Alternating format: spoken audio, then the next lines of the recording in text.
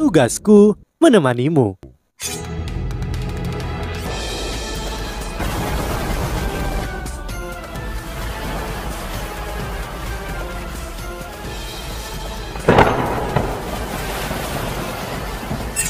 Hai sahabat Pasuk, kembali lagi bersama alur cerita versi novel Solen 2 Sekte Tang yang tak tertandingi. Jangan lupa like, subscribe, dan nyalakan tanda lonceng. Mari kita lanjutkan. Dengarkan, dari saat kalian mendaftar ke Legiun Cadangan ke-6, kalian telah menjadi salah satu dari prajurit agung Kekaisaran Starlo.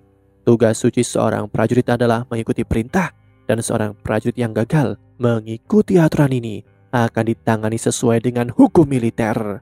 Aku Zhuang Tian, pemimpin tim besar dari tim besar kedua dari batalion ketiga dari divisi ke-7 Legion Cadangan ke-6. Kalian yang direkrut akan berada di bawah kepemimpinanku selama 3 bulan ke depan. Sekarang, posisi kalian akan ditetapkan dan tugas kalian didelegasikan. Pasukan tempur akan berdiri di sebelah kiriku setelah ini dan prajurit pelengkap akan berdiri di sebelah kananku. Pidato ini terdengar sangat sederhana tetapi memancarkan keteguhan. Petugas ini adalah seorang prajurit yang telah berada di medan perang dan melihat banyak pertempuran. Petugas ini melambaikan tangannya dan petugas dengan baju zirah rantai besi segera mengambil beberapa langkah ke depan. Dia mengeluarkan daftar nama dan mengangkat suaranya saat dia membacanya. Tang Dong, prajurit tempur, bertanggung jawab atas tempat tidur untuk tim besar. Wo Yuhao tidak mengharapkan namanya dipanggil terlebih dahulu, tetapi reaksinya cepat dan dia langsung berlari ke sisi kiri pemimpin tim besar dan berdiri dengan perhatian. Dia berdiri tegak dan tidak menggerakkan otot seperti yang telah dilakukannya, tetapi ekspresinya agak bodoh dan naif dari awal hingga akhir. Nama-nama dipanggil satu demi satu dan semakin banyak orang dengan cepat berdiri di belakang Wo Yuhao. Namun, beberapa tentara muncul di sisi lain dan prajurit baru yang ditempatkan di sana memiliki wajah hitam, tentara bantu atau pelengkap, dan prajurit yang bertempur atau prajurit tempur memiliki status yang sangat berbeda di militer. Dalam keadaan normal, hanya prajurit tempur yang dapat mengumpulkan cukup jasa militer untuk dipromosikan. Sementara prajurit pelengkap akan memiliki peluang jauh lebih sedikit. Banyak prajurit pelengkap tampaknya sangat tidak yakin, tetapi mereka tidak berani memprotes karena mereka diintimidasi oleh kekuatan pemimpin tim besar ini.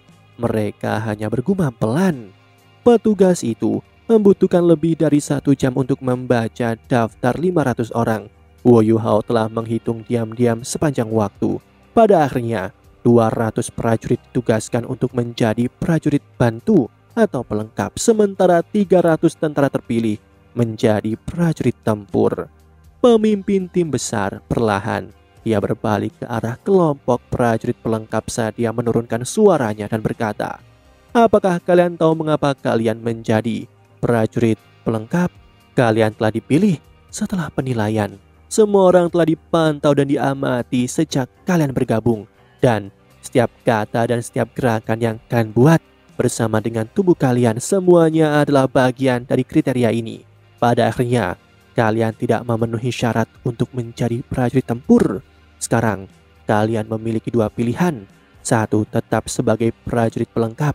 Prajurit pelengkap akan menerima bayaran yang sama dengan prajurit biasa, tetapi akan sulit bagi kalian untuk mendapatkan promosi. Kedua, kalian dapat mengembalikan semua yang telah kalian klaim dari intendan dan meninggalkan camp. Tetapi kalian harus ingat, begitu kalian meninggalkan camp, nama kalian akan dicatat dan tentara tidak akan pernah menerima kalian lagi. Jika kalian tetap sebagai prajurit pelengkap, kalian mungkin memiliki kesempatan untuk menjadi prajurit tempur jika kinerja kalian luar biasa. Untuk saat ini, kalian akan diberi waktu 10 menit untuk mempertimbangkannya. Aku ingin jawaban dari semua orang setelah 10 menit. Zhuang Tian berbalik ke arah 300 prajurit tempur setelah dia berpidato di hadapan pasukan pelengkap. Wajahnya tiba-tiba menjadi gelap ketika dia berkata dengan dingin, "Prajurit, jangan berpikir bahwa semuanya sudah berakhir hanya karena kalian telah dipilih sebagai prajurit tempur dalam pelatihan dasar militer yang akan kalian terima dalam 3 bulan berikutnya. Kalian akan dihilangkan dan diturunkan ke tentara pelengkap jika kalian tidak lulus. Hanya mereka yang lulus pelatihan ini yang bisa menjadi prajurit tempur. Jangan berpikir bahwa aku bersikap kasar. Aku berusaha untuk bertanggung jawab atas kalian dan keluarga kalian. Hanya prajurit yang paling menonjol yang layak melangkah ke medan perang. Jika tidak, kalian hanya akan menuju ke kematian. Dalam hal ini, lebih baik bagi kalian untuk tetap berada di garis belakang atau kembali ke rumah untuk bertani. Kalian dapat kembali ke barak masing-masing yang baru saja kami tetapkan untuk mengurus segala pengaturan di sana, dan kalian bisa memungkinkan untuk makan siang berkumpul di sini dalam 2 jam. Beberapa pernyataan sederhana mengajarkan pelajaran baru. 3 perwira dalam baju zirah rantai membawa mereka ke barak tentara. 300 tentara yang bertempur itu dibawa ke 10 barak. Barak Wo Yuhao adalah yang pertama di antara 10 barak ini. Selanjutnya, sesuai dengan alokasi mereka sebelumnya, Wo Yuhao bertanggung jawab atas baraknya. Ini berarti bahwa urusan-urusan di dalamnya, sementara waktu berada di bawah perintahnya. Keluhan dan kutukan dimulai segera setelah ke-30 tentara itu memasuki barak mereka. Hai, aku sangat lelah. Kita telah berdiri sepanjang pagi dan mereka baru membiarkan kita makan. Aku kira mudah menjadi seorang prajurit. Salah satu tentara baru kurus bergumam dengan ekspresi suram di wajahnya. Prajurit yang relatif lebih gemuk berkata, "Jangan bicara tentang itu. Aku sudah dimasak sampai aku berkeringat minyak. 30 orang tinggal bersama. Tempat tidur ini sudah mulai berbau. Kita akan mengalami kesulitan. Jika aku tahu semua ini, aku tidak akan mendaftar sebagai tentara. Ayahku bersikeras untuk aku melatih diri di militer." Suara-suara serupa terdengar di setiap sudut barak Wo Yuhao. Wo Yuhao tidak punya keluhan sama sekali. Kekuatan spiritualnya menutupi seluruh ruangan. Ada 29 orang lain di kamarnya dan setiap orang sekarang berada dalam persepsinya. Tidak ada yang bisa menyembunyikan apapun di bawah pengawasannya yang cermat. Sebagian besar yang lain masih mengeluh. Mereka jelas tidak menyesuaikan diri dengan kehidupan militer. Tetapi ada beberapa yang sangat tenang. Selain Wo Yuhao, ada 6 orang lain di antara kelompok yang bisa menghadapi kehidupan tentara dengan sikap yang relatif tenang. Wo Yuhao berdiri dan tiba-tiba bertepuk tangan. Wo Yuhao segera menarik perhatian setiap orang. "Diamlah sebentar semuanya. Biarkan aku mengucapkan beberapa kata." Wo Yuhao berbicara dengan senyum tipis di wajahnya. Dia telah mengubah penampilannya menjadi seseorang yang memiliki penampilan yang sederhana dan polos. Semua orang menatap baju besi kulit yang dikenakan oleh Wo Yuhao, dan dia mendapatkan perhatian mereka. Seluruh ruangan segera cepat tenang. Wo Yuhao berkata, "Saudaraku, kita semua telah melapor ke kamp tentara baru hari ini, dan hari ini adalah hari pertama kita. Semua orang pasti telah melihat apa yang terjadi sekarang. Jika kita tidak bekerja baik, kita mungkin hanya akan dialokasikan untuk menjadi prajurit pelengkap. Aku tidak berpikir ada orang yang ingin menjadi prajurit pelengkap kan? Karena kita telah dialokasikan ke dalam kelompok yang sama, kita akan menjadi saudara seperjuangan di masa depan. Kita harus bertarung dan membunuh musuh bersama jika kita bisa pergi ke medan perang. Pelatihan militer dasar 3 bulan kita akan sangatlah penting." Petugas itu sudah mengatakan bahwa hanya mereka yang berprestasi yang benar-benar dapat menjadi prajurit tempur. Itu berarti kita melawan tentara baru dari 9 kelompok lainnya. Mereka semua adalah saingan dan pesaing kita. Jika kita ingin menjadi prajurit tempur, maka kita harus tampil lebih baik daripada mereka. Itu berarti kerja tim adalah yang terpenting. Kita semua adalah anggota baru, dan semua orang tidak akan akrab satu sama lain. Semua orang masih seperti sepiring pasir yang berserakan. Jika barak pertama dapat bersatu, maka tidak ada yang bisa menandingi kita. Kita akan bergerak maju dan mundur bersama di masa depan. Apa yang kalian pikirkan tentang itu? Pidato Wo Yuhao cukup menghasut disandingkan dengan nadanya dan dengan suntikan kekuatan spiritualnya. Sebagian besar anggota baru di dalam barak pertama terpengaruh. Namun ada juga suara-suara pembangkang. Apakah kau benar-benar berpikir yang bertanggung jawab? Kita semua adalah anggota baru. Apa yang membuatmu berpikir kau bisa memberitahu kami apa yang harus dilakukan? Jangan ganggu dia semuanya, ayo pergi dan makan. Dia berbaik dan berjalan keluar saat dia berbicara. ada beberapa anggota baru lain, seperti dia yang memiliki ekspresi acuh tak acuh. Mata Wo Yuhao berkedip ketika dia melesat ke depan dan dia memblokir jalan dengan beberapa langkah. Wo Yuhao menarik senyumnya dan dia menatap serius pada prajurit gemuk di depannya. Apa yang aku katakan bukanlah hanya saran, ini juga perintah. Prajurit gemuk itu memelototi Wo Yuhao dan berkata, "Sialan, kau pikir kau siapa? Apa yang membuatmu berpikir kau bisa mengendalikanku? Persetan!" Dia mendorong Wo Yuhao. Wo Yuhao tersenyum tipis dan Yuhao dengan mudah menjatuhkannya. Atasan mengatakan bahwa aku adalah orang yang bertanggung jawab atas barak pertama. Itu berarti aku harus bertanggung jawab untuk semua orang. Kau tidak harus mendengarkan perintahku dan kau bisa tidak yakin dengan otoritasku. Kau bisa pergi selama kau mengalahkanku. Selain itu, jika kau berhasil melakukannya, aku akan melaporkan kepada atasan dan melepaskan tugasku sebagai penanggung jawab tempat ini.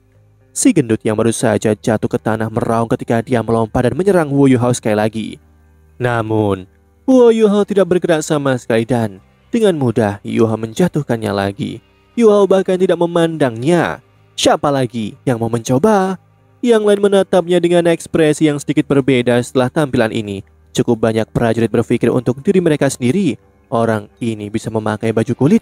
Dia sangat berbeda dari yang lain. Wo Yuhao sama sekali tidak tergesa-gesa dan hanya menunggu di sana dengan tenang. Seorang pemuda kurus juga maju dan dengan satu gerakan Wo Yuhao, ia menjatuhkannya. Pemuda ini menangkupkan tinjunya dan berkata, "Aku yakin padamu, namaku Wang Xiaotian dan aku akan mendengarkanmu di masa depan." Wo Yuhao tersenyum tipis dan mengangguk ke arahnya. Meskipun pemuda ini tidak memiliki kekuatan jiwa, dia sangat lincah dan fisiknya dapat dianggap relatif mengesankan di antara manusia normal. "Jika tidak ada yang keberatan lagi, mari kita makan, berbaris, dan mari kita pergi." Wo Yuhao akhirnya berbalik ketika dia berbicara dan adalah orang pertama yang meninggalkan ruangan. Orang-orang terintimidasi oleh penampilannya yang tangguh dan mereka benar-benar mendengarkannya ketika keluar dari ruangan satu persatu. Wo Yuhao mengatur mereka secara singkat dalam formasi di luar ruangan dan mereka berdiri dalam 3 baris saat mereka berbaris rapi menuju kantin tentara. Pemimpin tim besar Zhuang Tian berdiri di belakang meja. Dia secara pribadi melayani tentara baru dan tentara baru sangat pendiam karenanya. 3 petugas lainnya dalam baju zirah rantai besi berdiri di sisinya membantunya. Wo Yuhao mengangguk dengan persetujuan ketika dia melihat ini. Militer Kekaisaran Starlo berkualitas tinggi. Proses rekrutmen mereka dari sebelumnya sangatlah bagus. Dan sekarang, anggota tim besar secara pribadi menyajikan makanan untuk tentara baru. Dan itu hebat juga. Para komandan ini menunjukkan rahmat dan tangan yang kuat pada saat yang bersamaan. Zhuang Tian dan 3 pemimpin tim menengah agak terkejut ketika mereka melihat Wo Yuhao memimpin tentara barak pertama dalam barisan rapi untuk mendapatkan makanan mereka. Para komandan ini benar-benar tidak berharap Wo Yuhao dapat mengendalikan orang-orang ini dengan begitu cepat. Wo Yuhao membawa teman-temannya. Dia mengangkat suaranya dan berkata, "Ke-30 tentara baru dari barak pertama ada di sini untuk makan. Salam, pemimpin tim besar." Ekspresi Zhuang Tian jauh lebih hangat dari sebelumnya. Dia tersenyum dan berkata, "Bagus sekali, ayo makan." Wo Yuhao bukan yang pertama mendapatkan makanannya. Dia mengambil piring makan siang yang dilewatkan oleh Zhuang Tian dan berbalik dan menyerahkannya ke anggota di belakangnya. Dia mengulangi tindakan ini sambil terus mengingatkan anggotanya untuk tetap sejalan. Orang-orang yang direkrut dengan cepat mendapatkan makanan mereka dengan tertib sebelum Wo Yuhao membawa mereka ke tempat yang lebih teduh dan membiarkan semua orang duduk untuk makan. Setelah semuanya beres, dia kembali ke Zhuang Tian dan mengambil piring makannya sendiri. "Namamu Tang Dong kan?" Zhuang Tian bertanya ketika dia menyajikan semangkuk sup daging. Wo Yuhao mengangguk dan berkata, "Ya Tuan." Zhuang Tian tersenyum tipis dan berkata, "Kamu telah melakukannya dengan baik. Tetaplah begitu, ya Tuan." Wo Yuhao membawa makanannya dan berlari ke tempatnya dan mereka makan bersama. Zhuang Tian tersenyum tipis ketika menyaksikan Wo Yuhao bergerak. Dia mengangguk dan berkata, "Tidak buruk, dia memiliki potensi. Siapakah di antara kalian yang bertanggung jawab atas kelompoknya?" Pria parubaya yang pernah menggeluti lengan Wo Yuhao sebelumnya berkata, "Bos, aku yang bertanggung jawab." Aku juga orang yang memilih orang ini. Dia cukup kuat. Setidaknya, dia tidak lebih lemah dariku. Aku tidak berharap dia bisa melakukan ini. Dia berhasil menjaga tempatnya sedemikian rupa ketika mereka baru saja memasuki kamp militer. Dia memiliki beberapa potensi. Zhuang Tian mengangguk dan berkata, ya, dia sangat mengesankan, namun kita harus mengujinya lagi. Kirim seseorang untuk menyelidiki identitasnya untuk memastikan tidak ada yang salah dengannya. Baik, bos. Huo Yuhao tersenyum tipis saat dia menikmati makanannya. Dia sudah lama mempertimbangkan bahwa mereka akan memeriksa identitasnya, jadi dia menghabiskan sedikit lebih banyak uang saat memalsukan dokumen-dokumennya, sehingga dia bisa menghilangkan semua kemungkinan celah. Huo Yuhao secara praktis bisa tetap tidak ditemukan, bahkan jika dia diselidiki di tingkat nasional. Dia telah menghabiskan 100 koin jiwa emas untuk mengarang identitasnya dan telah mengkonfirmasi bahwa semuanya baik-baik saja lagi dan lagi. Waktu makan siang sudah berakhir, latihan sore mereka akan tiba.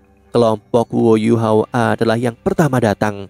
Huo Yuhao berlari ke depan Zhuang Tian saat dia mengangkat suaranya dan berkata, melapor kepada Anda, Tuan.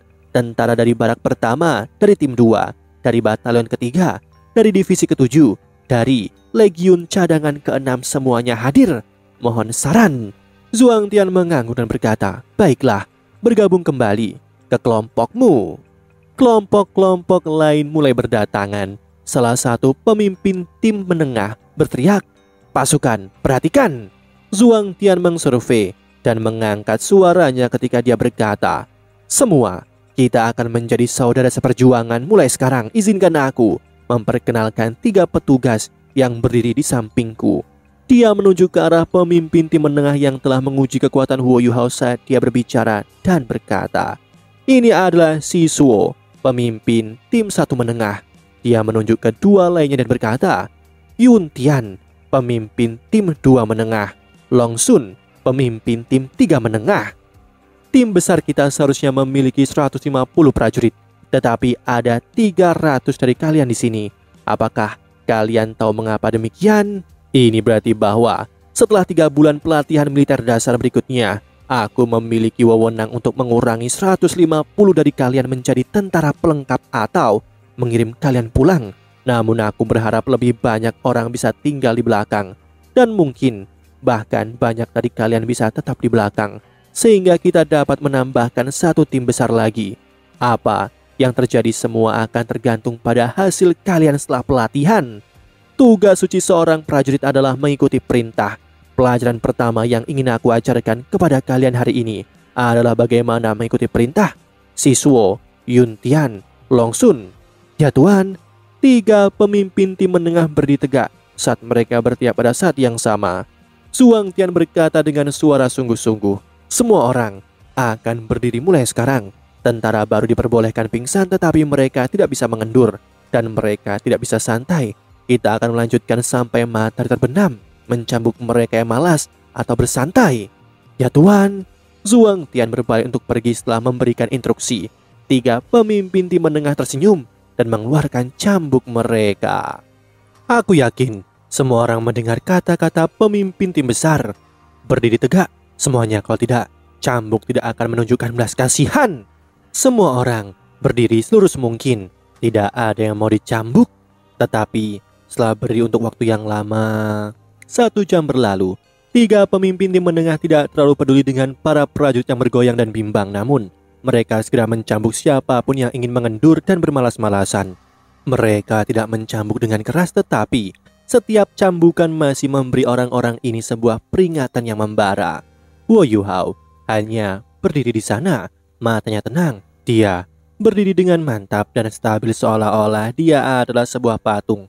Sementara hati dan pikirannya sudah terbenam dalam meditasi. Dengan kultivasinya saat ini, ia tidak perlu duduk dan menyilangkan kakinya untuk bermeditasi. Dia bisa memasuki dunia khusus itu dalam keadaan apapun. Suasana hati Huo Yuhao terangkat sedikit setelah dia memberi hormat kepada ibunya, dan dia secara bertahap menjadi karakter sebagai Tang Dong setelah datang ke tempat ini. Berdiri dengan fokus sangat menyakitkan dan menyiksa bagi anggota baru, tetapi ini hampir dianggap sebagai jenis istirahat terbaik bagi Huo Yuhao. Huo Yuhao akhirnya punya waktu untuk menenangkan diri. Dia puas dengan ini dan Dia bahkan merasa seolah-olah ini sedikit mewah. Namun dia menyukai perasaan ini. Wu Yuhao tidak bisa melupakan bahwa ketika dia menyelamatkan Adipati Harimau Putih, pengawalnya telah dengan tegas memutuskan untuk melompat turun dari tebing hingga mati sehingga mereka tidak akan menahannya. Mereka bahkan membiarkan pemimpin tertinggi mereka untuk menyelamatkan diri. Adegan itu telah mengguncangnya dan juga membuatnya bergairah dengan militer. Tugas suci seorang prajurit adalah mengikuti perintah, dan misi seorang prajurit adalah melindungi bangsanya. Aku telah tumbuh dewasa, dan aku telah bergabung dengan tentara untuk melayani bangsaku. Meskipun dia hanya tentara baru, Wu Yuhao sangat bangga dengan apa yang dia lakukan. Demikianlah kisah untuk kali ini. Sahabat Pasuk, jangan sedih, jangan bimbang, apalagi galau. Karena aku kan selalu menemanimu.